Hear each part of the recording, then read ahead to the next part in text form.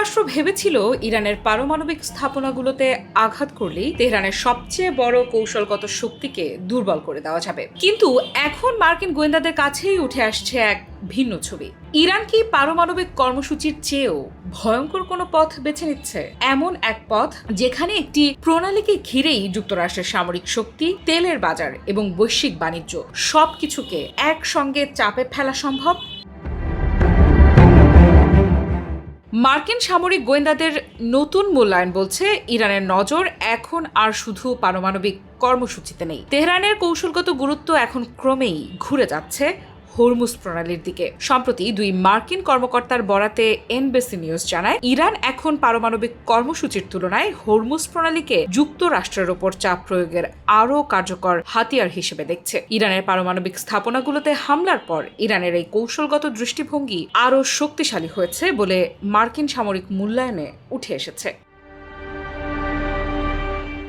কিন্তু হরমুজ কেন এত গুরুত্বপূর্ণ? কারণ এটি শুধুই একটি জলপথ নয়, বিশ্বের অন্যতম গুরুত্বপূর্ণ জ্বালানি পরিবহন পথ এই হরমুজ প্রণালী। উপসাগরীয় অঞ্চল থেকে বিপুল পরিমাণ তেল ও জ্বালানি এই পথ দিয়ে আন্তর্জাতিক বাজারে যায়। ফলে এই এলাকায় দীর্ঘস্থায়ী সামরিক উত্তেজনা তৈরি হলে তার ধাক্কা শুধু যুক্তরাষ্ট্র বা ইরানে সীমাবদ্ধ থাকে না, বিশ্বের তেলের বাজার থেকে শুরু করে আন্তর্জাতিক বাণিজ্য পর্যন্ত কেঁপে উঠতে পারে। আর ঠিক এখানেই ইরানের কৌশলের ভয়ঙ্কর দিকটি দেখছে মার্কিন গোয়েন্দারা। মার্কিন সামরিক কর্মকর্তারা প্রেসিডেন্ট ডোনাল্ড ট্রাম্পকে সতর্ক করেছেন, সামরিক অভিযান চালিয়ে হরমুজ প্রণালী দখল করা কিংবা জোর করে আবার খুলে দেওয়ার চেষ্টা মোটেও সহজ হবে না, বরং এমন অভিযান দীর্ঘমেয়াদী, অত্যন্ত ব্যয়বহুল এবং প্রাণঘাতী হয়ে উঠতে পারে। আর সবচেয়ে বড় কথা, অভিযান চালালেই যে যুক্তরাষ্ট্র সফল হবে তারও কোনো নিশ্চয়তা নেই। অর্থাৎ ওয়াশিংটনের সামনে এখন এমন একটি পরিস্থিতি তৈরি হতে পারে যেখানে হরমুজ খুলতে সামরিক শক্তি ব্যবহার করাও ঝুঁকিপূর্ণ, আবার প্রণালীকে কেন্দ্র করে অচল অবস্থা চলতে দেওয়াও অর্থনৈতিকভাবে ব্যয়বহুল। শুধু মার্কিন কর্মকর্তাই নয়, 3 জন ইউরোপীয় কর্মকর্তা এবং পারস্য উপসাগরীয় অঞ্চলের 2 আরব কর্মকর্তাও একই ধরনের আশঙ্কার কথা জানিয়েছেন বলে এনবিসি নিউজের প্রতিবেদনে বলা হয়েছে। তাদের আশঙ্কা আরও গুরুতর। সামরিক শক্তি ব্যবহার করে হরমুজ প্রণালী খুলতে গেলে মার্কিন যুদ্ধ জাহাজগুলো ইরানের ক্রুজ ক্ষেপণাস্ত্র ও ড্রোন হামলার ঝুঁকিতে পড়তে পারে। অর্থাৎ একটি জলপথ খুলে দেওয়ার অভিযানই মার্কিন নৌবাহিনীর জন্য বড় ধরনের সামরিক সংঘাতে পরিণত হওয়ার আশঙ্কা রয়েছে। আর এর সঙ্গে যুক্ত হবে আরেকটি বড় ঝুঁকি, তেলের দাম। হরমুজ ঘিরে উত্তেজনা যত দীর্ঘ হবে, আন্তর্জাতিক বাজারে তেলের সরবরাহ নিয়ে অনিশ্চয়তা তত বাড়বে। সরবরাহে বড় ধরনের বিঘ্ন ঘটলে তেলের দাম বেড়ে যেতে পারে, আর তার প্রভাব পড়তে পারে পরিবহন, শিল্প উৎপাদন এবং বিশ্বের বিভিন্ন দেশের অর্থনীতিতে। তবে এখানেই শেষ নয়। মার্কিন প্রশাসন গোয়েন্দা মূল্যায়নের সঙ্গে পুরোপুরি একমত নয়। তাদের দাবি, হরমুজ প্রণালী বর্তমানে মার্কিন নৌবাহিনীর সম্পূর্ণ নিয়ন্ত্রণে রয়েছে। একই সঙ্গে ওয়াশিংটনের অবরোধের কারণে যুক্তরাষ্ট্রের অনুমতি ছাড়া ইরানে কোনো পণ্য পৌঁছাতে পারবে না বলেও দাবি করা হয়েছে। তবে একজন মার্কিন প্রশাসনিক কর্মকর্তা আবার বলেছেন, হরমুজ একটি আন্তর্জাতিক জলপথ এবং এটি কোনো একক পক্ষের নিয়ন্ত্রণে নয়। প্রয়োজন হলে সামরিক বিকল্প রুট ব্যবহার করা হবে এবং সেই রুট পরিচালনায় কোনো অনুমোদন, পারমিশন, টোল কিংবা অতিরিক্ত চার্জ লাগবে না বলেও তিনি দাবি করেছেন। এখানে আসল প্রশ্ন হলো, ইরান কি সত্যিই পারমাণবিক কর্মসূচি থেকে কৌশলগতভাবে পিছিয়ে গিয়ে হরমুজকে নতুন চাপের হাতিয়ার হিসেবে ব্যবহার করতে চাইছে? মার্কিন গোয়েন্দাদের মূল্যায়ন যদি সঠিক হয়, তাহলে তেহরানের কৌশলটি বেশ হিসেব করেই সাজানো হতে পারে। কারণ পারমাণবিক স্থাপনায় হামলা চালিয়ে কোনো দেশের সক্ষমতা দুর্বল করা যায়, কিন্তু হরমুজের মতো গুরুত্বপূর্ণ আন্তর্জাতিক জলপথকে কেন্দ্র করে তৈরি হওয়া সংকট সামাল দিতে গেলে শুধু সামরিক শক্তি যথেষ্ট নয়, সেখানে জড়িয়ে যায় জ্বালানি, অর্থনীতি, আন্তর্জাতিক বাণিজ্য এবং বহু দেশের স্বার্থ। আর এই কারণেই হরমুজ নিয়ে ইরানের প্রতিটি পদক্ষেপ এখন ওয়াশিংটনের জন্য গুরুত্বপূর্ণ হয়ে উঠেছে। ইরান যদি হরমুজকে যুক্তরাষ্ট্রের ওপর চাপ তৈরির প্রধান হাতিয়ার হিসেবে ব্যবহার করে, তাহলে যুক্তরাষ্ট্রের সামনে কঠিন সিদ্ধান্ত। সামরিক শক্তি দিয়ে পরিস্থিতি নিয়ন্ত্রণ করবে, নাকি বড় ধরনের সংঘাত এড়াতে অন্য কোনো পথ খুঁজবে? কারণ হরমুজের সংকট শুধু ইরান যুক্তরাষ্ট্রের লড়াই নয়, এর সঙ্গে জড়িয়ে আছে পুরো বিশ্বের জ্বালানি নিরাপত্তা। আর তাই এখন সবচেয়ে বড় রহস্য, ইরান কি সত্যিই তার কৌশলের কেন্দ্র বদলে ফেলেছে? পারমাণবিক কর্মসূচির বদলে হরমুজকে সামনে এনে কি ওয়াশিংটনের ওপর আরও চাপ তৈরি করতে চাইছে তেহরান? যদি উত্তর হ্যাঁ হয়, তাহলে সামনে যে লড়াই সেটি শুধু ক্ষেপণাস্ত্র আর যুদ্ধ জাহাজের লড়াই হবে না, লড়াই হবে সময়ের, তেলের, অর্থনীতির এবং বৈশ্বিক বাণিজ্যের। ইরানের যুদ্ধের দামামা কিছুটা থামলেও এবার উত্তপ্ত হয়ে উঠেছে ইয়েমেন। আর এই উত্তেজনার মূল হোতা ইরান সমর্থিত ইয়েমেনের সশস্ত্র বিদ্রোহী গোষ্ঠী হুথিরা। ইয়েমেনের আন্তর্জাতিকভাবে স্বীকৃত সরকার থেকে শুরু করে সৌদি আরব, লোহিত সাগর, বাবেল মানদেব প্রণালী, কোনো কিছুই যেন বাদ যাচ্ছে না হুথি গোষ্ঠীদের আক্রমণ থেকে। তবে কি ইরানের পক্ষে এবার চরম প্রতিশোধ নিচ্ছে হুথিরা? বছরের পর বছর ধরে পশ্চিমা নিষেধাজ্ঞা আর চাপ মোকাবিলার কৌশল হিসেবে ইরান ধীরে ধীরে পুরো মধ্যপ্রাচ্য জুড়ে গড়ে তোলে বিভিন্ন প্রক্সি নেটওয়ার্ক। এই প্রক্সি নেটওয়ার্কগুলোই ইরানের জন্য হয়ে ওঠে বিদেশি শক্তির আগ্রাসন মোকাবিলার অন্যতম বড় রক্ষা কবচ। লেবাননের হিজবুল্লাহ, ইয়েমেনের হুথি বিদ্রোহী গোষ্ঠী আর ইরাক সিরিয়ার দুর্ধর্ষ মিলিশিয়া বাহিনীর প্রতিরোধ ক্ষমতা সাম্প্রতিক যুদ্ধকালীন সময়ে স্বচক্ষে দেখেছে পুরো বিশ্ব।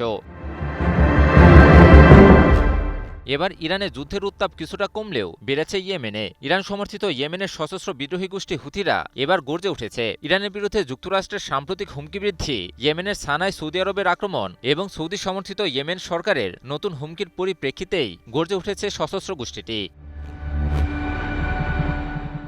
প্রথমে সৌদি আরবের সবচেয়ে বড় তেল শোধনাগারে ভয়াবহ ড্রোন হামলা চালিয়ে বিশ্বকে অবাক করে দেয় সশস্ত্র বিদ্রোহী গোষ্ঠী হুথিরা। এরপর লোহিত সাগর ও বাবেল মানদেব প্রণালী দিয়ে সৌদি আরবের জাহাজ চলাচলে কঠোর অবরোধের ঘোষণা দেয় বিদ্রোহী গোষ্ঠীটি। হুথিদের হুমকিকে বেশ গুরুত্বের সাথেই নেয় সৌদি আরব। বাবেল মানদেব প্রণালীর পরিবর্তে ভূমধ্য সাগর পাড়ি দিয়ে সুদীর্ঘ আফ্রিকা মহাদেশের কেপ অব গুড হোপ দিয়ে ঘুরে তারপর তেল বাণিজ্য চলমান রাখে সৌদি আরব। ফলে বোঝাই যাচ্ছে এক হুথিদের হুমকির মুখেই কতটা নাজেহাল অবস্থা সৌদি আরবের। জানা যায় সৌদি আরবের সাথে মিলে হুথিদের বিরুদ্ধে বড় ধরনের সামরিক অভিযানের পরিকল্পনা করছিল ইয়েমেন সরকার। আর এই পরিকল্পনার কথা টের পেয়েই সম্প্রতি ইয়েমেনের সেনাবাহিনীর বিরুদ্ধে ভয়াবহ হামলা পরিচালনা করে হুথি গোষ্ঠী। হুথিদের ওই হামলায় অন্তত ৩০ জন ইয়েমেনি সেনা নিহত এবং আরও প্রায় অর্ধশতাধিক আহত হওয়ার খবর পাওয়া যায়। এরপর আবারও আরেক দফা হামলায় ইয়েমেনের বন্দরনগরী মোখাতেও ভয়াবহ হামলা চালায় হুথিরা। এবারের হামলায় মোট ১১ জন নিহতের খবর পাওয়া যায়, যার মধ্যে অন্তত ৮ জন সামরিক বাহিনীর সদস্য ছিল বলে জানা যায়। তবে এতেও ক্ষান্ত হয়নি হুথি গোষ্ঠী। এবার প্রথমবারের মতো বাবেল মানদেব প্রণালীতে বড় আকারের সামরিক অভিযান চালায় গোষ্ঠীটি। সর্বশেষ হামলায় বাবেল মানদেব প্রণালীতে একটি জাহাজকে লক্ষ্য করে একাধিক ব্যালিস্টিক ক্ষেপণাস্ত্র ছুড়ে হুথিরা। হুথিদের ওই হামলায় অন্তত ৬ জন নিহত ও আরও ১০ জন আহতের খবর পাওয়া যায়। এই ঘটনাগুলি প্রমাণ করে যে হুথি এবং ইরানের বিরুদ্ধে শত্রুপক্ষের যে কোনো হুমকির জবাব কতটা কঠোরতার সাথে দিতে বদ্ধপরিকর সশস্ত্র হুথি গোষ্ঠী। রাশিয়ার একটি বাণিজ্যিক জাহাজে হাত দেওয়া আর তার প্রতিশোধ কোথায় গিয়ে আশ্রয় পড়বে সেটি হয়তো আগেভাগে বুঝতেই পারবে না পশ্চিমা দেশগুলো। কারণ রাশিয়ার প্রেসিডেন্ট ভ্লাদিমির পুতিন এবার সরাসরি সতর্ক করে দিয়েছেন, রুশ জাহাজ জব্দ করা হলে মস্কো সমানভাবে পাল্টা ব্যবস্থা নেবে। আর সেই প্রতিক্রিয়া যে শুধু জাহাজ আটকের ঘটনাস্থলেই সীমাবদ্ধ থাকবে এমন কোনো নিশ্চয়তাও নেই। প্রয়োজন মনে করলে বিশ্বের যে কোনো জায়গায় ব্যবস্থা নেওয়ার ইঙ্গিত দিয়েছেন তিনি। সম্প্রতি পুতিনের এই হুঁশিয়ারি সামনে আসতেই নতুন করে উত্তেজনা তৈরি হয়েছে। কারণ ইউক্রেন যুদ্ধকে কেন্দ্র করে রাশিয়ার ওপর পশ্চিমাদের চাপ যেমন বাড়ছে, তেমনি রাশিয়ার তথাকথিত শ্যাডো ফ্লিট নিয়েও একের পর এক পদক্ষেপ নিচ্ছে ইউরোপীয় দেশগুলো। রুশ তেল পরিবহনের সঙ্গে সংশ্লিষ্ট এবং নিষেধাজ্ঞা এড়িয়ে চলার অভিযোগ থাকা বিভিন্ন জাহাজকে টার্গেট করা হচ্ছে। আর এই পরিস্থিতিতেই মস্কো এবার জানিয়ে দিল, রাশিয়ার বাণিজ্যিক জাহাজে হাত দিলে তার মূল্য দিতে হতে পারে। পুতিনের বক্তব্যের সবচেয়ে গুরুত্বপূর্ণ দিক হলো রাশিয়ার পাল্টা ব্যবস্থা কোথায় নেওয়া হবে সেটি আগে থেকে নির্দিষ্ট নয়। তিনি বলেছেন, যে এলাকায় রুশ জাহাজ জব্দ করা হবে রাশিয়ার প্রতিক্রিয়া শুধু সেই এলাকাতেই সীমাবদ্ধ থাকবে না। প্রয়োজন এবং পরিস্থিতি উপযুক্ত মনে হলে অন্য যে কোনো জায়গাতেও ব্যবস্থা নেওয়া হতে পারে। এমনকি প্রশান্ত মহাসাগরীয় নৌবহরের দায়িত্বাধীন এলাকাতেও রুশ পদক্ষেপ নেওয়ার ইঙ্গিত দিয়েছেন তিনি। অর্থাৎ পশ্চিমা দেশগুলো যদি মনে করে থাকে যে কোনো রুশ জাহাজ আটকের ঘটনা একটি নির্দিষ্ট জলসীমার মধ্যেই সীমাবদ্ধ থাকবে, পুতিনের বক্তব্য সেই ধারণাকে সরাসরি চ্যালেঞ্জ করছে। আরও গুরুত্বপূর্ণ বিষয় হলো, পুতিন শুধু রাজনৈতিক বক্তব্য দিয়েই থেমে থাকেননি। রুশ নাবিকদের নিরাপত্তার বিষয়টিতে বিশেষ নজর দেওয়ার নির্দেশ দিয়েছেন তিনি। প্রতিরক্ষা মন্ত্রণালয় এবং প্রশান্ত মহাসাগরীয় নৌবহরের কমান্ডকে ইতোমধ্যেই প্রয়োজনীয় নির্দেশনা দেওয়া হয়েছে বলেও জানিয়েছেন রুশ প্রেসিডেন্ট। একই সঙ্গে এ বিষয়ে তাদের কাছ থেকে প্রয়োজনীয় প্রস্তাবও চাওয়া হয়েছে। এর অর্থ হচ্ছে, মস্কো বিষয়টিকে এখন কেবল কূটনৈতিক বা অর্থনৈতিক চাপের অংশ হিসেবে দেখছে না, বরং সম্ভাব্য পাল্টা পদক্ষেপের প্রস্তুতিও গুরুত্বের সঙ্গে বিবেচনা করছে। আর এখানেই পশ্চিমাদের জন্য সবচেয়ে বড় সতর্কবার্তা। রাশিয়ার বাণিজ্যিক জাহাজ আটকের ঘটনা যদি বাড়তে থাকে এবং তার জবাবে মস্কো পশ্চিমা স্বার্থ সংশ্লিষ্ট জাহাজ বা সম্পদের বিরুদ্ধে ব্যবস্থা নেয়, তাহলে পরিস্থিতি খুব দ্রুত নতুন মাত্রা পেতে পারে। কারণ তখন ইউক্রেনের যুদ্ধক্ষেত্রের বাইরে আন্তর্জাতিক সমুদ্র পথও রাশিয়া পশ্চিমা সংঘাতের নতুন মঞ্চে পরিণত হওয়ার ঝুঁকি তৈরি হবে। তবে এখনো পর্যন্ত কোনো পশ্চিমা দেশ পুতিনের এই হুঁশিয়ারির জবাবে প্রকাশ্যে কোনো বিবৃতি দেয়নি। ফলে পশ্চিমা দেশগুলো বাস্তবে কি পদক্ষেপ নেয়, সেটি এখন গুরুত্বপূর্ণ প্রশ্ন। কারণ রাশিয়ার প্রেসিডেন্টের বক্তব্যে যেমন কঠোর সতর্কবার্তা রয়েছে, তেমনই রয়েছে আরেকটি বার্তাও। পুতিন একই সঙ্গে বলেছেন, জাতীয় নিরাপত্তা শক্তিশালী করার পাশাপাশি প্রতিবেশী ও বন্ধুত্বপূর্ণ দেশগুলোর সঙ্গে পারস্পরিক স্বার্থকে সম্মান করে সমঝোতায় পৌঁছাতেও রাশিয়া প্রস্তুত। অর্থাৎ মস্কোর অবস্থান একদিকে কঠোর রুশ স্বার্থে আঘাত এলে পাল্টা ব্যবস্থা, অন্যদিকে আলোচনার দরজাও পুরোপুরি বন্ধ করছে না রাশিয়া। কিন্তু পশ্চিমা দেশগুলোর জন্য এখন মূল প্রশ্ন একটাই, রাশিয়ার বাণিজ্যিক জাহাজে চাপ বাড়ানোর পর যদি মস্কো সত্যি সমানভাবে পাল্টা জবাব দেয়, তাহলে সেই জবাব কোথায় গিয়ে থামবে? কারণ পুতিন ইতোমধ্যেই ইঙ্গিত দিয়েছেন, রাশিয়ার প্রতিক্রিয়া শুধু সেই জায়গায় সীমাবদ্ধ থাকবে না যেখানে রুশ জাহাজ আটক করা হবে। ইউক্রেনের জোরদার হামলায় ধ্বংস হয়েছে রাশিয়ার প্রেসিডেন্ট ভ্লাদিমির পুতিনের একটি প্রাসাদের প্রতিরক্ষা বলয়, যার কারণে কৃষ্ণ সাগর তীরবর্তী ওই প্রাসাদটি অত্যন্ত ঝুঁকিপূর্ণ হয়ে পড়েছে। কিন্তু এখন কোথায় আছেন পুতিন? হামলার সময় তিনি কি ওই প্রাসাদে অবস্থান করছিলেন? ইউক্রেনের সামরিক বাহিনীর দাবি, এই হামলায় পুতিনের প্রাসাদটির নিরাপত্তায় নিয়োজিত থাকা S-400 মডেলের এয়ার ডিফেন্স সিস্টেমও ধ্বংস হয়েছে। জানা গেছে, রুশ প্রেসিডেন্ট পুতিনের এই প্রাসাদের বাজার মূল্য প্রায় $1.5 বিলিয়ন মার্কিন ডলার। প্রশ্ন হলো, রাশিয়ার প্রতিরক্ষা বলয়কে ভেদ করতে কিভাবে সফল হলো ইউক্রেন? সাম্প্রতিক সময়ে ইউক্রেনকে লক্ষ্য করে হামলা জোরদার করেছে রাশিয়া। বিশেষ করে ইউক্রেনের রাজধানী কিয়েভকে লক্ষ্য করে দফায় দফায় আঘাত হানছে রাশিয়ার ছোড়া ব্যালিস্টিক মিসাইলের বহর।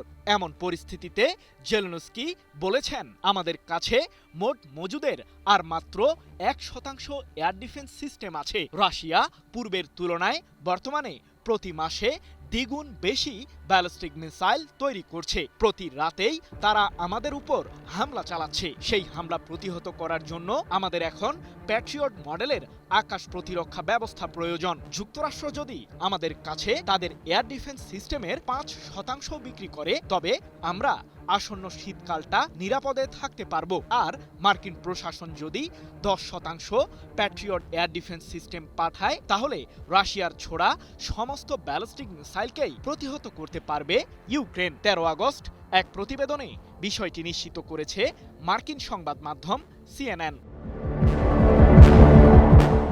তবে নিজের দেশকে রাশিয়ার আঘাত থেকে রক্ষা করতে না পারলেও ঠিকই পুতিনের দেশটিকে লক্ষ্য করে ড্রোন হামলা অব্যাহত রেখেছে জেলেনস্কির বাহিনী। জানা গেছে, রুশ প্রেসিডেন্ট পুতিনের একটি প্রাসাদকে লক্ষ্য করে সম্প্রতি জোরদার হামলা চালায় ইউক্রেন। রাশিয়ার রাজধানী মস্কো থেকে ওই প্রাসাদটি প্রায় 1000 মাইল দূরে অবস্থিত। বহিঃশত্রুর আক্রমণ থেকে প্রাসাদটিকে রক্ষায় কিছু দূরেই নিয়োজিত ছিল ইলেকট্রনিক জ্যামিং সিস্টেম এবং আকাশ প্রতিরক্ষা ব্যবস্থা। কিন্তু চলতি মাসের 7 তারিখ কৃষ্ণ সাগরের তীরবর্তী পুতিনের ওই প্রাসাদটিকে লক্ষ্য করে প্রথম দফায় ড্রোন হামলা চালায় ইউক্রেন। আর এতেই ধ্বংস হয়েছে ভোলনা কুপল গারান নামের রাশিয়ার তৈরি ইলেকট্রনিক ব্যবস্থাটি। সম্প্রতি এক প্রতিবেদনে বিষয়টি নিশ্চিত করেছে মার্কিন সংবাদ মাধ্যম দ্য নিউ ইয়র্ক পোস্ট।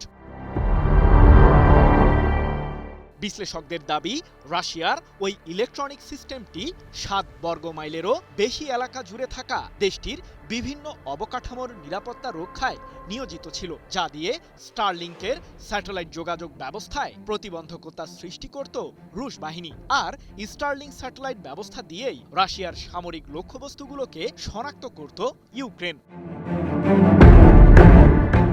তবে শুধুমাত্র এই হামলা চালিয়েই শান্ত থাকেনি জেলেনস্কির বাহিনী। দ্বিতীয় দফায় 9 আগস্ট আবারও রাশিয়ায় হামলা চালায় ইউক্রেন।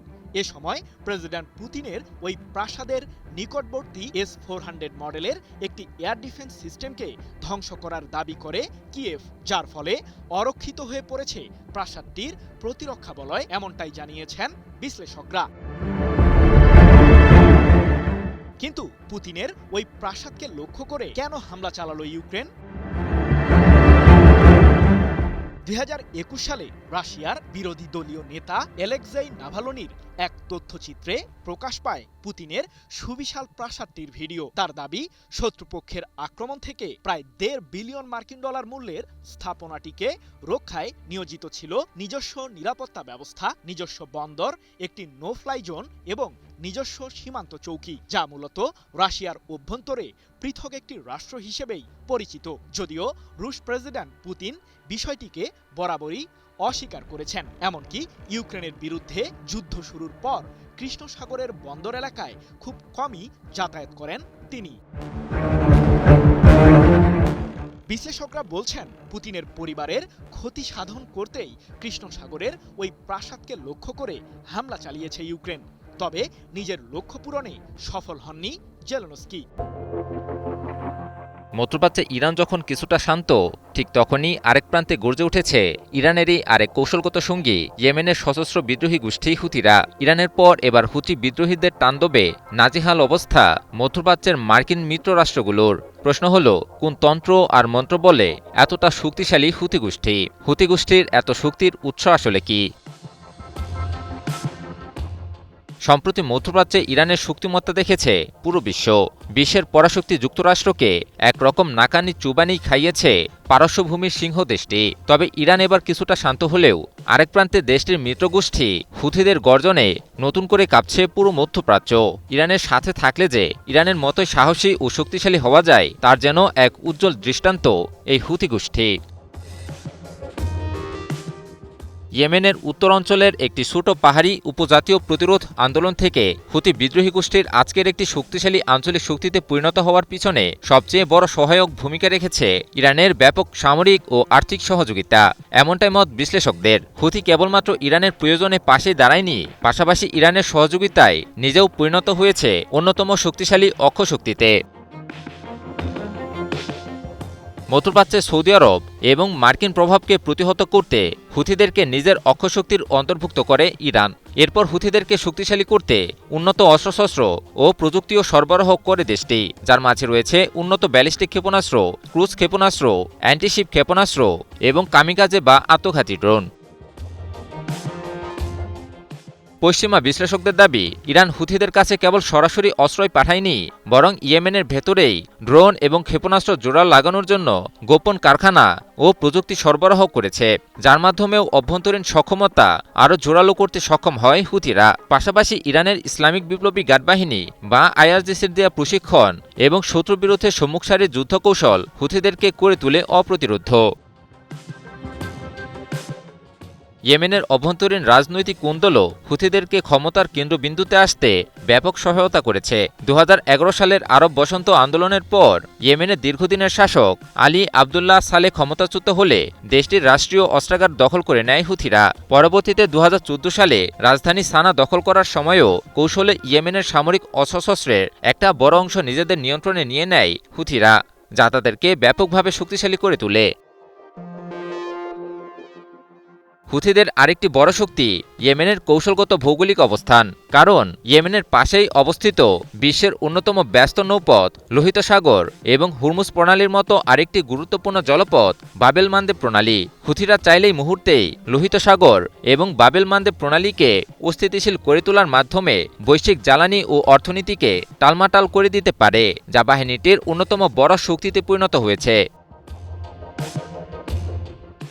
সবশেষ আসবে দেশটির দীর্ঘ যুদ্ধ অভিজ্ঞতা ও ইয়েমেনের সাধারণ মানুষের সমর্থন। 2015 থেকে 2022 সাল পর্যন্ত সৌদি আরবের নেতৃত্বাধীন শক্তিশালী সামরিক জোটের বিমান হামলা ও অবরোধের বিরুদ্ধে হুথিরা সফলভাবে টিকে থাকে। এই দীর্ঘ যুদ্ধ তাদের যোদ্ধাদের অত্যন্ত অভিজ্ঞ এবং প্রতিরোধী করে তোলে। দীর্ঘদিন ধরে সশস্ত্র হুথি গোষ্ঠীটি মার্কিন ইসরায়েলি সাম্রাজ্যবাদী শক্তির বিরুদ্ধে লড়াই করে যাচ্ছে। পাশাপাশি মধ্যপ্রাচ্যে মার্কিন ইসরায়েলি শক্তিকে সমর্থন যোগানো উপসাগরীয় দেশগুলো, বিশেষ করে সৌদি আরবের বিরুদ্ধেও শক্তিশালী প্রতিরোধ চলমান রাখছে ইয়েমেনের সশস্ত্র বিদ্রোহী গোষ্ঠীটি। ইরানের বিরুদ্ধে যুদ্ধ করতে এসে যেন এক যুদ্ধের চোরাবালিতে আটকে গেছে যুক্তরাষ্ট্র। আর সেই চোরাবালিতে আটকে যখন এমনিতে দেশটির হাসপাস অবস্থা, ঠিক তখন কাটা খায়ে নুনের ছিটার মতো সেটাকে আরও কঠোর করে তুলতে চাইছে ইরান। যুক্তরাষ্ট্রের জন্য যুদ্ধকে আরও বেদনাদায়ক করে তোলার পথে এগোচ্ছে দেশটি। প্রশ্ন হলো, যুক্তরাষ্ট্রের জন্য যুদ্ধকে কিভাবে আরও বেদনাদায়ক করে তুলবে ইরান? গত 28 ফেব্রুয়ারি ইরানে আচমকা অভিযান শুরুর পর যুদ্ধের সময় গড়িয়েছে প্রায় 5 মাস। এই 5 মাসে ইরানকে একটুও টলাতে পারেনি যুক্তরাষ্ট্র। উল্টো ইরানের একের পর এক কৌশলে নিজেই কুপোকাত দেশটি। যুক্তরাষ্ট্রের জন্য ইরান পরিস্থিতি এখন এমন এক অবস্থায় এসে পৌঁছেছে যেখানে না টিকে থাকতে পারছে দেশটি, না সহ্য করতে। বিশ্লেষকরা এটিকেই যুক্তরাষ্ট্রের জন্য যুদ্ধের চোরাবালি আখ্যা দিয়েছেন।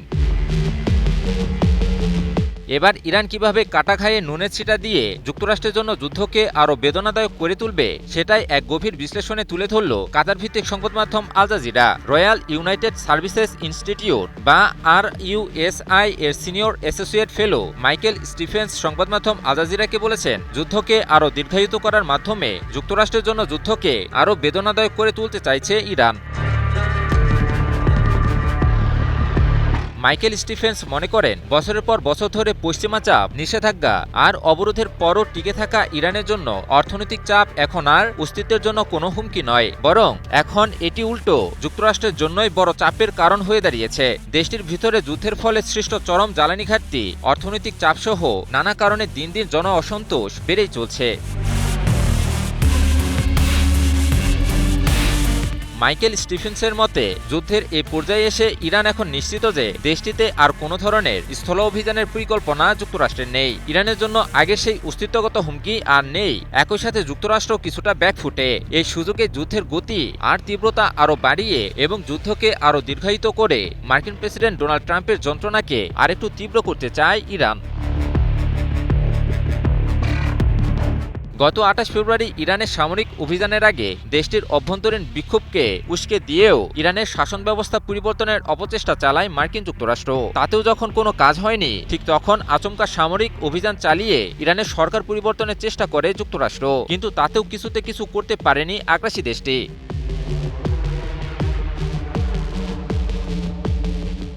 যুক্তরাষ্ট্রের বিরুদ্ধে দীর্ঘ 5 মাসের যুদ্ধে ইরানের দৃঢ় প্রতিরোধ ক্ষমতা স্বচক্ষে দেখেছে পুরো বিশ্ব।